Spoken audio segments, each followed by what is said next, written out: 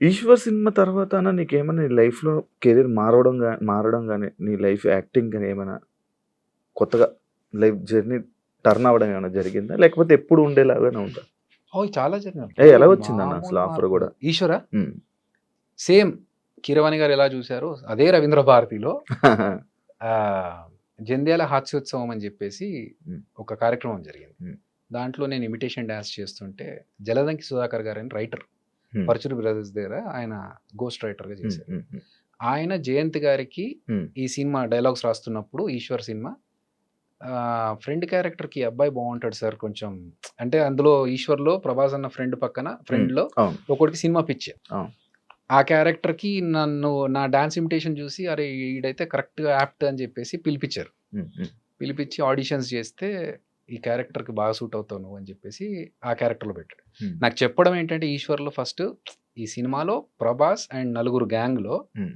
నువ్వు ఒక్కడివే కొంచెం బుర్రవాడి పనులు చేసేవాడివి. హ్మ్. ఎందుకంటే డబ్బులన్నీ నీ దగ్గరే ఉంటాయి. నువ్వు హ్మ్. డబ్బులు సంపాదించేవాడు. మిగతా వాళ్ళంతా నీ దగ్గర డబ్బులు తీసుకొని ఎంజాయ్ చేసే బ్యాచ్. హ్మ్. హ్మ్. సో, ప్రభాస్ అన్నని ఏదన్నా అనగలిగే కెపాసిటీ నీకొక్కడికే ఉంటది ఈ సినిమాలో అన్నాడు. హ్మ్. అన్నట్టుగానే ఆ సినిమాలో హీరోయిన్ గురించి ఒక చిన్న సీన్ వచ్చినప్పుడు నేను తిట్టేస్తా. హ్మ్. ఏంట్రా దాని వెంట పడుతున్నావు ఊరుకూరికే? హ్మ్. నీకు పనేం లేదా అని చెప్పేసి. సో, మిగతా వాళ్ళెవరు అలా ఉండరు. నా హ్మ్. క్యారెక్టర్ అలాంటిది. హ్మ్. సో, అలా డిజైన్ చేసుకున్న క్యారెక్టర్‌కి ఆడిషన్స్‌లో నన్ను సెలెక్ట్ చేసి హ్మ్. అక్కడి నుంచి నా సినిమా లైఫ్ స్టార్ట్ అయింది. హ్మ్. అప్ అండ్ డౌన్స్, క్యారెక్టరైజేషన్ చేంజ్‌లు చాలా జరిగాయి. హ్మ్. యాస్ ఎ ఫ్రెండ్‌గా ఎంటర్ అయ్యాను. హ్మ్. మధ్యలో కొన్ని రోజుల తర్వాత ఒక చిన్న 2 సినిమాలు హీరోగొచ్చాయి. హ్మ్. ఇవి వర్కౌట్ అవ్వట్లేదని చెప్పేసి మళ్ళీ సాఫ్ట్‌వేర్‌కెళ్ళాను. జాబ్ చేసుకుంటూనే మళ్ళీ టీవీకొచ్చాను. హ్మ్. 'జబర్దస్త్' ద్వారా అంటే అంతకుముందు యాంకర్‌గా వచ్చా. హ్మ్. యాంకర్‌గా కొన్ని అవును. షోస్ కొన్ని చేశాను. షోస్ చేసావు. చేసిన తర్వాత మళ్ళీ 'జబర్దస్త్' వచ్చింది. 'జబర్దస్త్‌లో' ఒక కమెడియన్‌గా చేసుకుంటూ వచ్చా. So, hmm. There are lot of changes. Hmm. I am enjoying the journey. ఇవన్నీ నీకు ఎక్స్‌పీరియన్స్‌తో చేసావా అన్న? లేకపోతే ఇందులోకి రాగానే అవి నేర్చుకొని చేసినవా? లైక్ ఏవి? నేనంటే ఇప్పుడు ఒక యాంకర్ చేసావు. నువ్వు యాక్టింగు ఇంట్రెస్ట్‌తో వచ్చేసావు. అంటే ఎక్కడైనా నేర్చుకొనొచ్చావా? లేదు. డైరెక్ట్‌గా మనకు వచ్చేసావు. డాన్స్ వచ్చు. డాన్స్ డా ద్వారానే యాక్టింగ్, వాళ్ళిచ్చిన సీన్‌ని మనం ఎన్హాన్స్ చేసుకొని చూపిస్తున్నామా లేదా అనే ద్వారా యాక్టింగ్ వచ్చింది. యాక్టింగ్.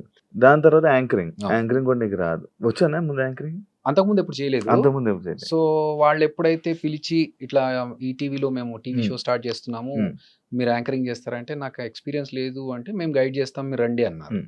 సో, అప్పుడు నేను జాబ్ చేస్తున్నాను. హ్మ్. సో, ఇదో మంచి ఆపర్చునిటీ మనకని చెప్పేసి నేను అదే. వచ్చేసాను. అదే. నీ జర్నీలో మొత్తం అన్నీ నాకు మీకు రానివే అలా జరుగుతూ ఉన్నాయా? అలా వస్తున్నా పోతున్నాయి. కానీ వచ్చిన దాన్ని మాత్రం నేను 100% ఎఫర్ట్స్ పెట్టి హ్మ్. దాని మీద హోమ్ వర్క్ చేసుకొని హ్మ్. ఫర్ ఎగ్జాంపుల్ యాంకరింగ్ అన్నప్పుడు okay.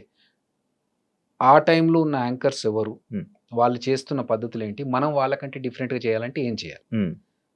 So, if you see యాంకరింగ్‌లో డాన్స్‌తో స్టార్ట్ చేసింది ఫస్ట్ మేమే. హ్మ్. అవును. నేను నాతో పాటు ఇంకొక అమ్మాయి అలేఖ్య అని ఉండేది. హ్మ్. సో, ఇంట్రడక్షన్ షో స్టార్ట్ అవ్వాలి యాంకర్‌ది అన్నప్పుడు ఫస్ట్ ఇంట్రడక్షన్ వచ్చి ఒక డాన్స్ చేసి, తర్వాత హాయ్, హలో, నమస్తే, welcome this is Abhinay Krishna. హ్మ్. సో, ఆ స్టార్ట్ అనేది అక్కడి నుంచే స్టార్ట్ అయింది. హ్మ్. హ్మ్. దాని తర్వాత ఇప్పుడు వేరే వేరే యాంకర్స్ డాన్స్‌లు చేస్తూ మాట్లాడడం ఇయన్నీ తర్వాతొచ్చినియి. హ్మ్. హ్మ్. కానీ అదొక ఓకే. అప్పుడు లేదు మేము కొత్తగా స్టార్ట్ చేయాలని. ఒక యాంకర్‌గా ఇంకేం చేయొచ్చు? హ్మ్. ఒక బ్రేక్ చెప్పేటప్పుడు ఎలా చెప్పొచ్చు? హ్మ్. సో, ఆ వర్క్ అయితే చేశాం. హ్మ్. హ్మ్. నన్ను అందరూ మురళీమోహన్ గారు దానికి జడ్జ్ నేను చేసిన షోకి. హ్మ్. హ్మ్. సో, ఆయన చాలా అప్రిషియేట్ చేశారు ఆ విషయాన్ని. ఎందుకంటే నార్మల్‌గా అందరూ hi let's take a break now అన్నారు. వెల్కమ్ బ్యాక్ అంటున్నారు. నేనన్నాను సార్ ఇలా కాదు నేనేదో కొత్తగా చేస్తేనే కదా నన్ను యాంకర్‌గా రికగ్నైజ్ చేస్తారు. ఓకే. తింటున్నారా? తింటూనే ఉండండి. హ్మ్. మీరు తిని చెయ్యి కడుక్కునే లోపు మళ్ళీ వచ్చేస్తాం. హ్మ్. యాడ్ చేద్దాం అవును. సార్. అవును. ఈ మాట చెప్పినప్పుడు మురళీమోహన్ గారు ఎపిసోడ్ టెలికాస్ట్‌లో చూస్తూ కరెక్ట్ నేను తింటున్న టైంలోనే వచ్చిందయ్యా నువ్వు చెప్పిన మాట. అరె! భలే కనెక్ట్ అయ్యామే అనుకున్నాను అన్నా. హ్మ్. సో, మనకు తెలుసు ఏ టైంలో ఈ ఎపిసోడ్ పడుతుంది. ఆ టైంలో జనాలు ఏం చేస్తా ఉంటారు. హ్మ్. హ్మ్. హలో మాస్టారు ఏంటి అటు ఇటు చూస్తున్నారు? ఇక్కడ చూడండి సార్. హ్మ్. మా ఎపిసోడ్‌లో బ్రేక్ తీసుకుంటున్నాం. ఈ గ్యాప్‌లో మీరేమైనా చేసుకుంటే చేసుకొచ్చేసేయండి. ఇవన్నీ మీరు క్రియేట్ చేసింది. Of course. హ్మ్. సో, హ్మ్. అలా చేసి హ్మ్. ఇవన్నీ చెప్తే వాళ్ళకి ఇది బావుంది. కొత్తగా ఉంది. చేసుకోవచ్చు. కంటిన్యూ. హ్మ్. నీకు యాంకర్స్‌లో నీకొక స్పెషలైజేషన్ నువ్వు ఒక డిఫరెంట్‌గా చేయడానికి ఇది నీకు సరిపోతది అని చెప్పి. హ్మ్. హ్మ్. అట్లా నాకు వచ్చిన దాన్ని నేను ఇంకెంత బెటర్‌గా చేయొచ్చు అనేది చేసుకుంటూ పోయాను. హ్మ్. Same example 'Jabardasth.' హ్మ్. 'జబర్దస్త్‌కి' నేను ఒక యాంకర్‌గా ఉన్నప్పుడు నన్ను పిలిచారు హ్మ్. As a team leader. హ్మ్.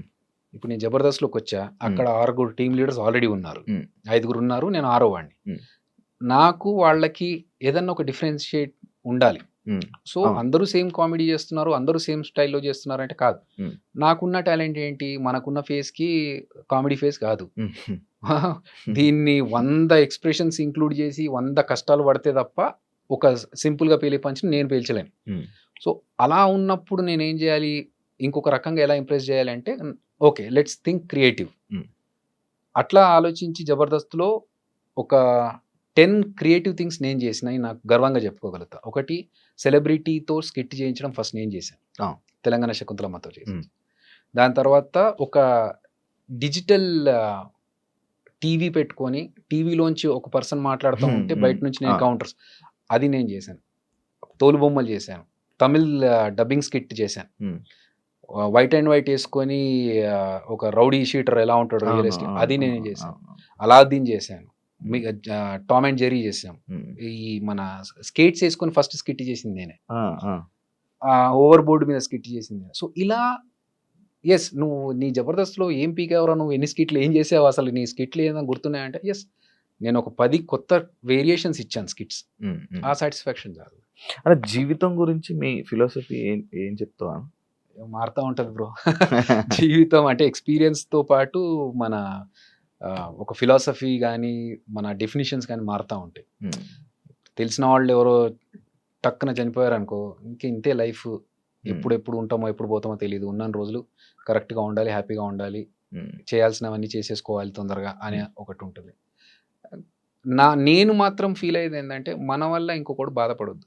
ఉమ్, మనం వాడిని సంతోషపెట్టకున్నా పర్లేదు గానీ, ఉమ్, మన వల్ల ఇంకొకడు బాధపడకూడదు. ఇంకొకడిని మోసం చేయకూడదు. ఉమ్, అప్పు తీసుకోవద్దు ఎవరి దగ్గర. ఉమ్. మన లైఫ్ మనం చేసుకుంటూ వెళ్ళిపోవాలి.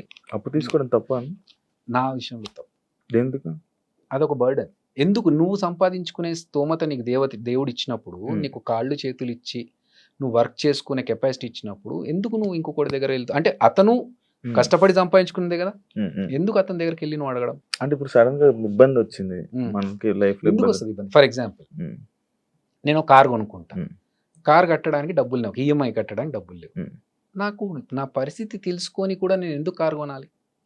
ఉమ్, నేను ఈఎంఐ కట్టలేని పరిస్థితిలో ఉన్నప్పుడు నేను కార్ ఎందుకు కొనాలి? ఉమ్, అలాంటి పరిస్థితుల్లో కార్ అమ్మేసుకోవాలి. ఉమ్, వద్దు. Be practical Shiva. ఎందుకంటే అవతల పర్సన్ మనకి అప్పు ఇచ్చే పర్సన్ కూడా కష్టపడి అతను కూడా సంపాదించుకుంటేనే కదా! అతను ఆ కెపాసిటీ అతనికి అతను చేసుకోగలుగుతున్నప్పుడు మనం ఎందుకు చేసుకోలేకపోతున్నాం? ఉమ్. సో, నేను కొన్ని పెట్టుకున్నాను అట్లా. ఎవరిని హర్ట్ చేయొద్దు. లేకపోతే మన వల్ల ఇంకొకడు బాధపడొద్దు. ఉమ్. మన పని మనం చేసుకుంటూ పోవాలి. ఎందుకు వేరే వాళ్ళ దాంట్లో మ్యాటర్స్‌లో తలదూర్చడాలు ఇయన్నీ.